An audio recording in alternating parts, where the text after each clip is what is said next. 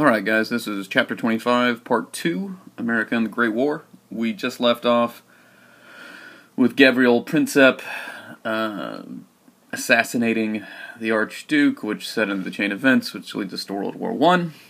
Alright, and we already talked about the initial phases in World War I, and now we've moved into the United States entry into the war. Alright, so March 1917, Germany sinks 5 U.S. merchant ships, which will be the tipping point to bring Woodrow Wilson and the United States into World War I. Remember that Wilson had wanted to be neutral at this point, so it's kind of strange that the resolution to go to war passes the Senate 82-6 and 373-50, even though they sunk U.S. ships. There were others like other neutrals like Norway, Sweden, and Denmark that had seen far more losses than we had. But what you got to do is you got to look at the other sort of goings-on. First of all, the British had a heavy propaganda campaign in the United States to push public sentiment in their favor. Also, there was a lot of trade between the warring nations, namely the Allies and the United States, mostly from munitions manufacturers and military suppliers. All right, but that's going to be what really turns our tide to join the war. Okay, America's entry into the war. The early role that we have is going to be a small one. Most of the belligerents in this war, even the Allies, see the U.S. initially as going to be a token sort of force. All right, we had a small, untested army and navy. We were still mobilizing to get ready for the war. We weren't at some sort of constant state of readiness. So we had a small army. All right, we did begin to use more naval convoys. You can see there in the picture right there of how this would work. The ships would sail across to where it got dangerous. They would meet up with other ships, and they would sail in groups to aid themselves against submarines and so forth. Also during this time period, the United States passes the Liberty Loan Act, which is going to add $5 billion to the national debt.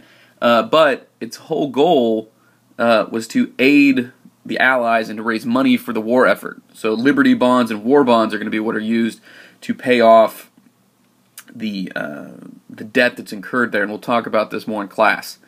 And initially, training an entire army and then sending it across the Atlantic seemed a little far-fetched initially.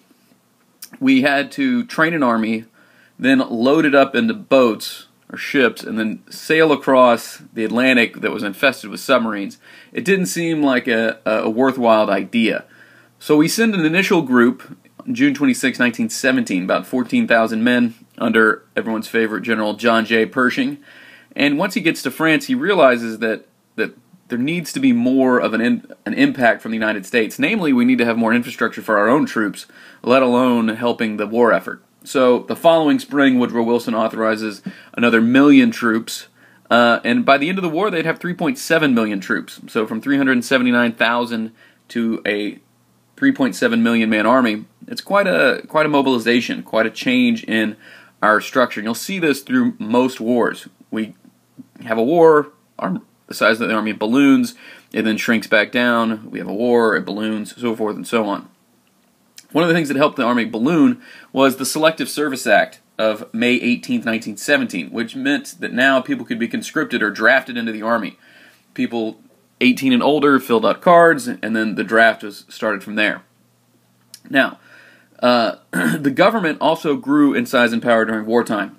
You had the creation of the Council of National Defense, which created things like the U.S. Shipping Board and the U.S. Food Administration, which was initially headed up by Herbert Hoover, and who had such phrases as "food will win the war," and came up with novel things like Meatless Tuesdays and stuff like that. You can see that in the images down here.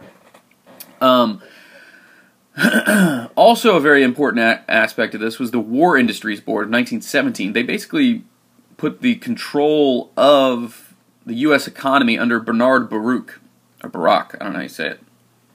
But he controlled raw materials, what we would produce, how we would produce it, and tried to streamline the whole process. Now that's a big step towards communism, stuff like that, but during wartime it's better to have sort of one view. That's always been the idea. Initially this was chaotic because you had people switching over from other types of factories, and you needed more workers and all that sort of stuff. And in needing more workers, you had a new problem, because most of these jobs and most of the lower paying jobs were taken up by immigrants. Well, with the war in Europe, that cut off immigration. And with then 4 million men then being shifted into the army, that also made a lack of labor. So what did they do? They sought minorities. And so northern businessmen would go down south and entice young African Americans to come north and work there. And so something like 400,000 African Americans migrated north during what they refer to as the Great Migration.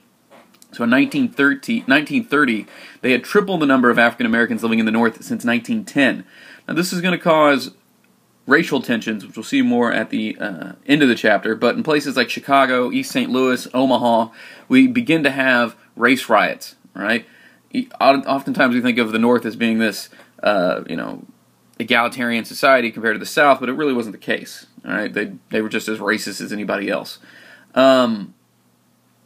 We also had Woodrow Wilson pushing for suffrage. All right, he thought that that was some way to get, yet again, more women in the workforce, and that they deserved it, considering that they were going to help win the war. War propaganda. All right, the Committee on Public Information, headed up by George Creel. George Creel was a movie director, and his big thing was that he didn't want to repress things. It's expression, not repression. So you have things like propaganda over here. Now, mostly that's British propaganda on the slide, but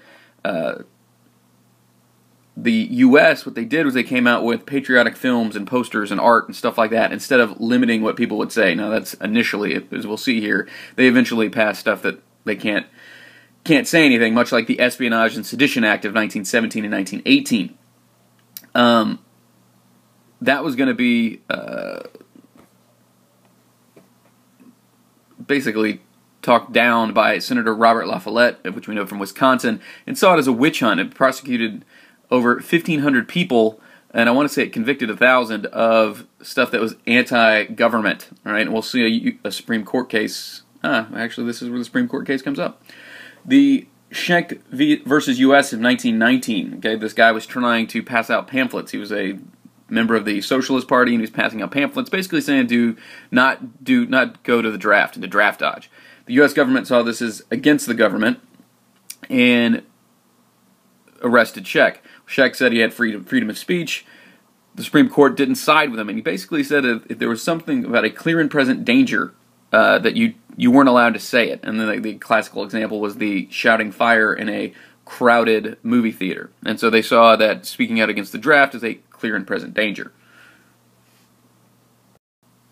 U.S. involvement in World War I.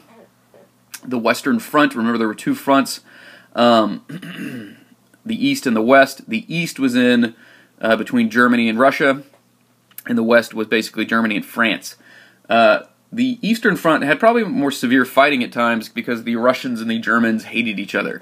Not that there wasn't hatred between the French and the English and the Germans, it wasn't the same. You had different ideologies and whatnot on the other side.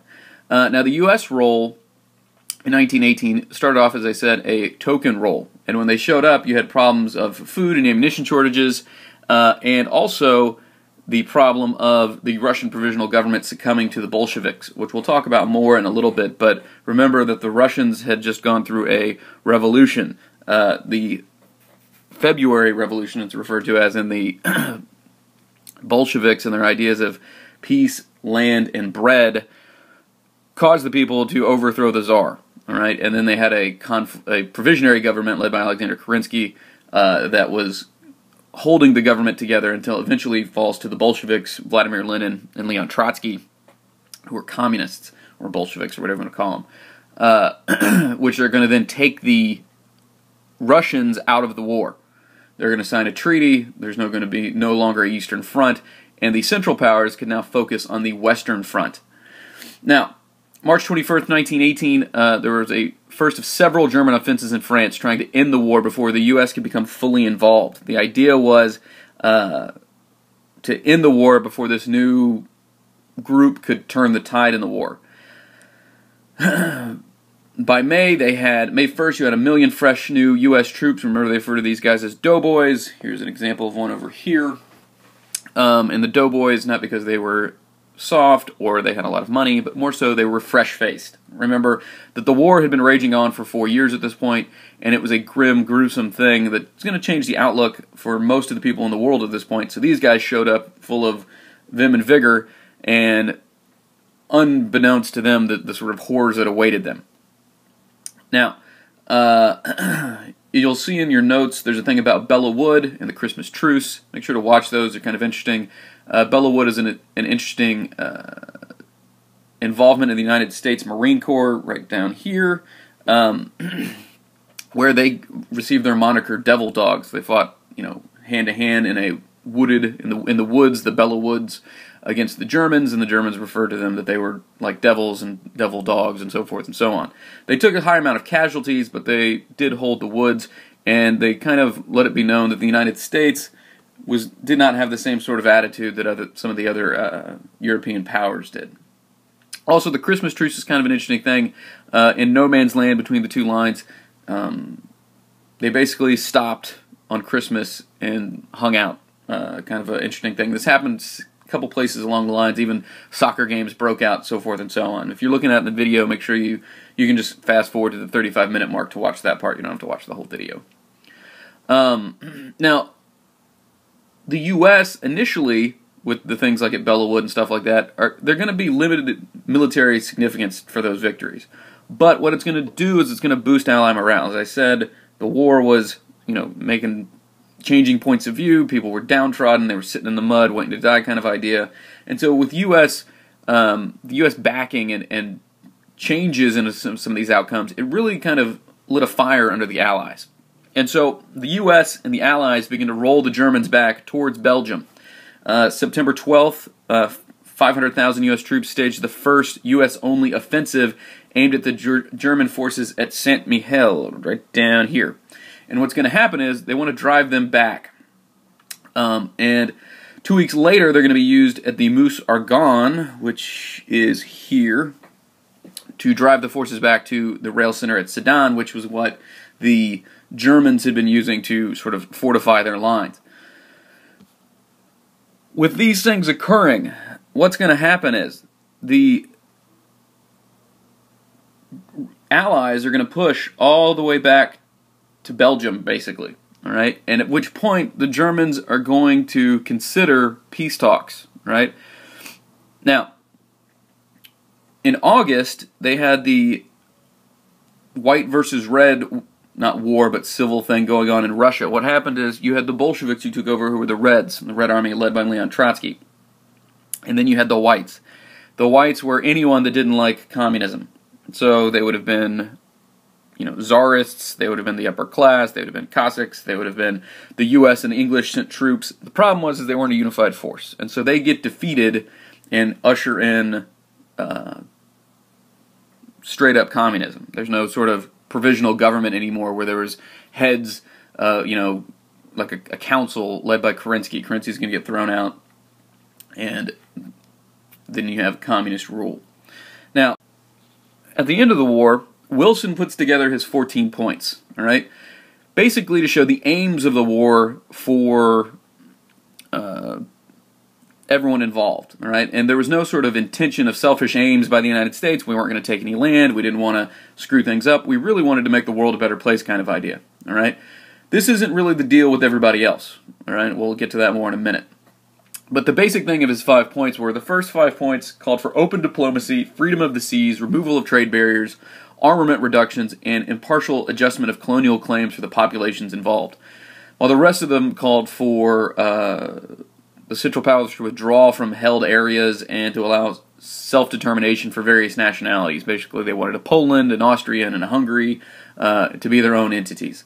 And lastly, to form a League of Nations to help that ensure peace would reign and sort of be an international organization.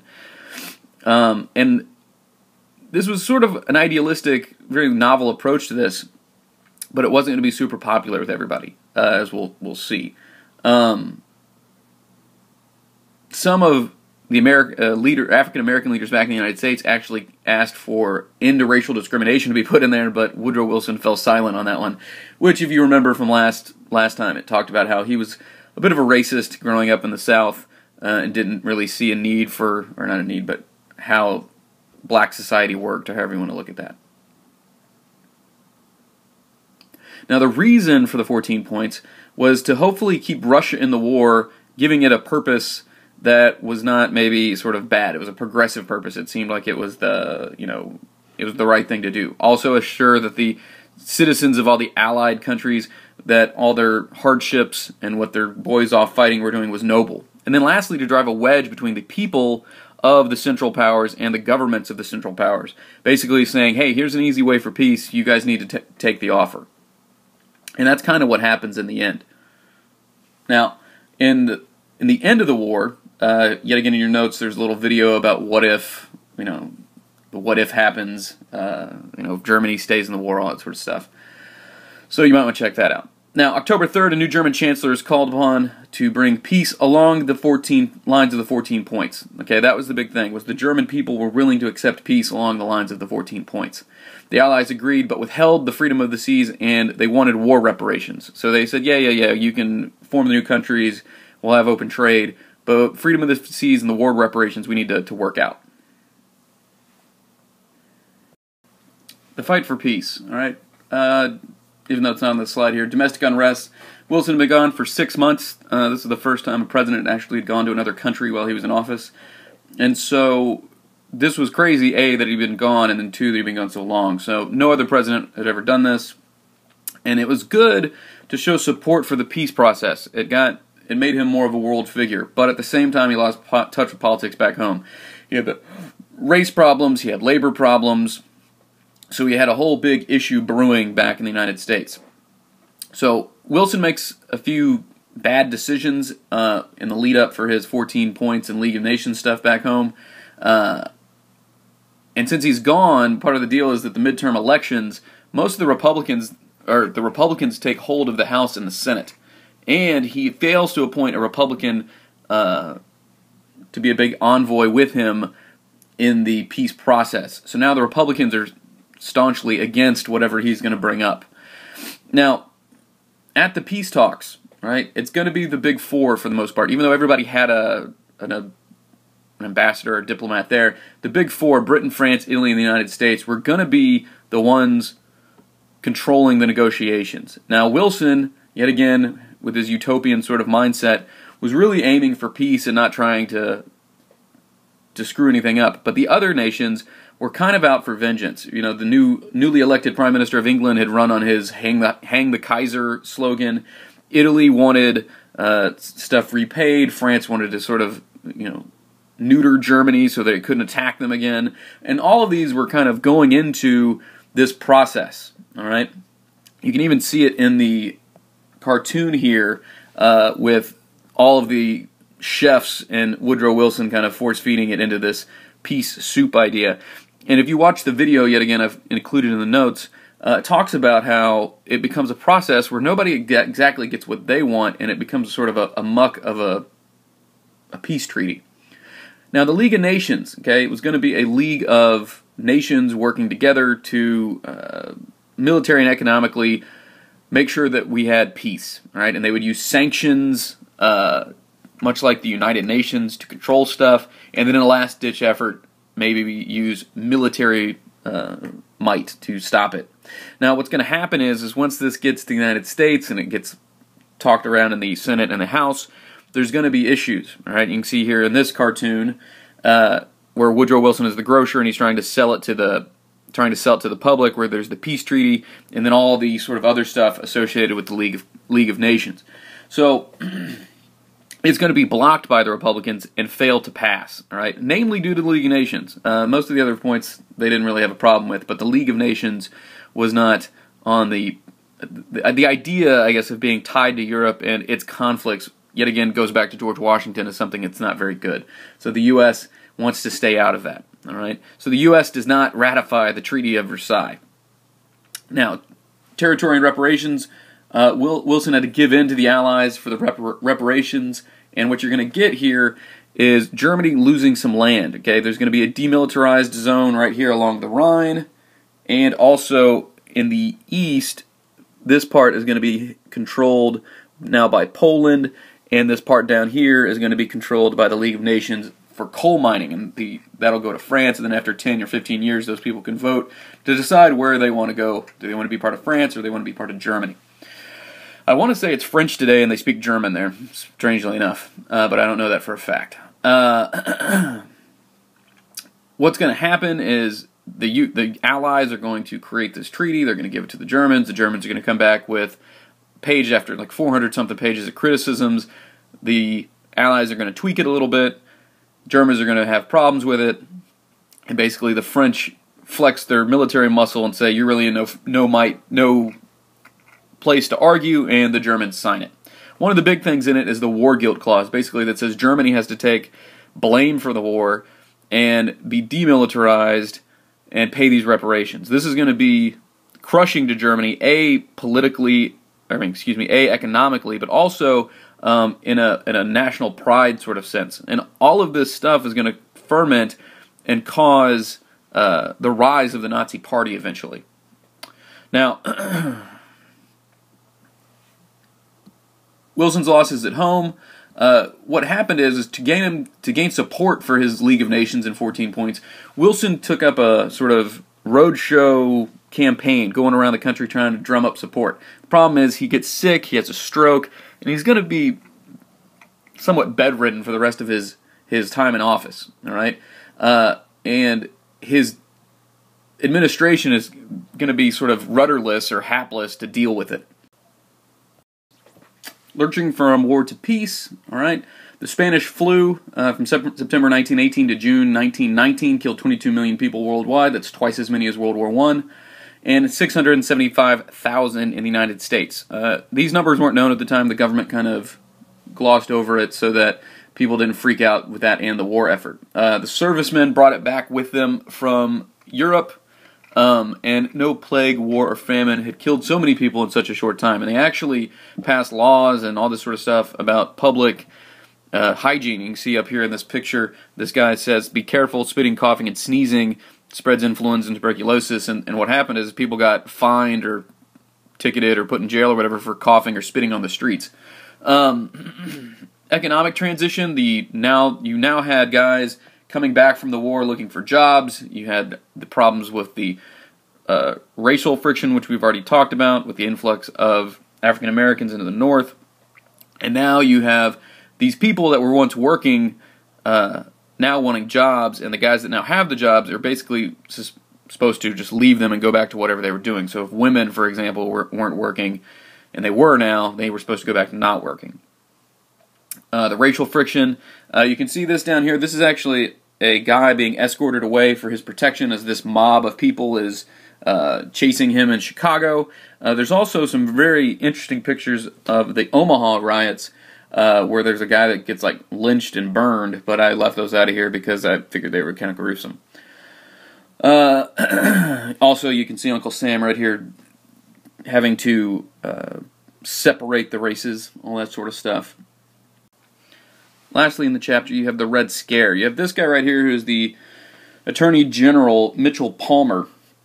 All right, and he's going to basically deal with the shift from this, all the anti-German, pro-Americanism stuff that you'll read about, that hopefully I talked about but probably didn't,